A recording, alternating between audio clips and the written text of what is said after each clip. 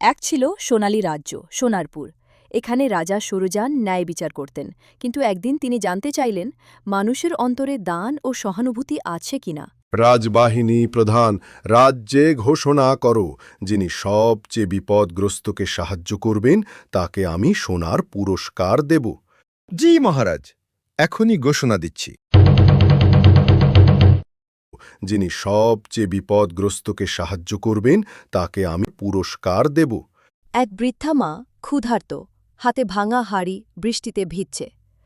আজ 3 দিন হলো একটুকু খাবারও পাইনি। দুঃখিত মা, আমি ব্যস্ত।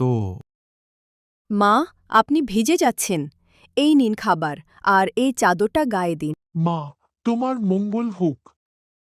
তুমি না থাকলে আজ আমি মারা যেতাম। বৃদ্ধা মা একা বসে, হঠাৎ এক আলো জ্বলে উঠে। তিনি রূপ পরিবর্তন করে দেবীতে পরিণত হন। অনন্যা, আমি দেবী ধরণী। তুমি নিঃস্বার্থ দান করেছ, তার প্রতিদান তুমি খুব শিগগিরই পাবে।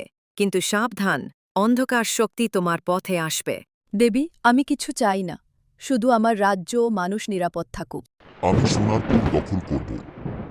আমার হাতে আসবে সোনার ভাণ্ডার আর রাজকুমারীও।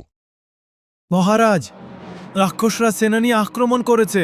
সবাই প্রস্তুত হও। অনন্যা, তুমি প্রাসাদের ভেতরে থাকো। না বাবা, আমি যুদ্ধক্ষেত্রে যাব।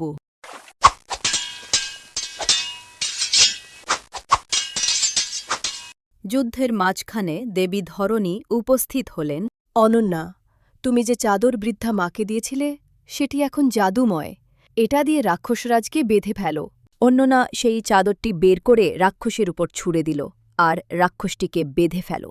আজ আমি বুঝেছি, দান শুধু বস্তু দেওয়া নয়, তা হৃদয়ের শক্তি দেয়।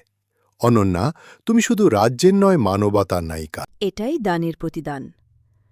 সৎ মন সব সময় জয়ী হয়। এভাবেই সোনারপুরে ছড়িয়ে পড়ল শিক্ষা।